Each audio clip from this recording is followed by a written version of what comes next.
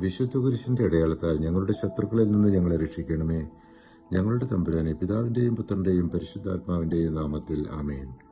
2 തെസ്സലോനിക്കർ 3-ാം അധ്യായത്തിൽ പ്രാർത്ഥനയിൽ സ്ഥിരത പുലർത്തുക, ഉത്തരവാദിത്തോടെ അധ്വാനിക്കുക, നന്മ ചെയ്യുന്നതിൽ തളരാതിരിക്കുക, തെറ്റിക്കുന്നവരെ സ്നേഹത്തോടെ തിരുത്തുക എന്നീ കാര്യങ്ങളാണ് പ്രതിപാദിക്കുന്നത്.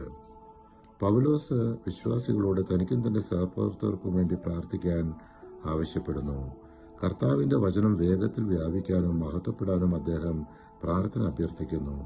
അദ്ദേഹം ദൈവത്തിന്റെ വിശ്വസ്തതയിൽ ആശ്രയിക്കുന്നു.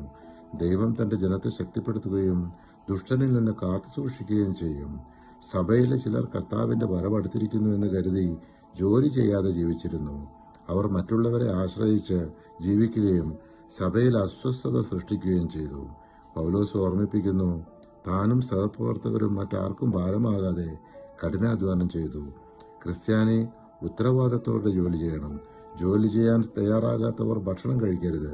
അതേസമയം സഭ അവരെ ശത്രുക്കളായി കാണരുത്. സഹോദരന്മാരായി കരുതി സ്നേഹത്തോടെ തിരുത്തണം. പൗലോസ് സമാധാനത്തിന്റെ കർത്താവ് എല്ലായ്പ്പോഴും സമാധാനം നൽകട്ടെ എന്ന് പ്രാർത്ഥിക്കുന്നു.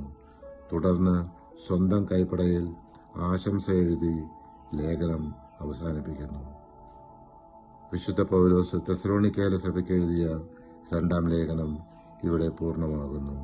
പരിശുദ്ധാത്മാവെ, തിരുവചനത്തിന്റെ അനന്തശക്തിയാൽ ആത്മാവിന്റെ ബലങ്ങളും ദാനങ്ങളും നൽകി തീക്ഷ്ണതയാൽ ഞങ്ങളെ ജ്വലിപ്പിക്കണമേ. ആമേൻ.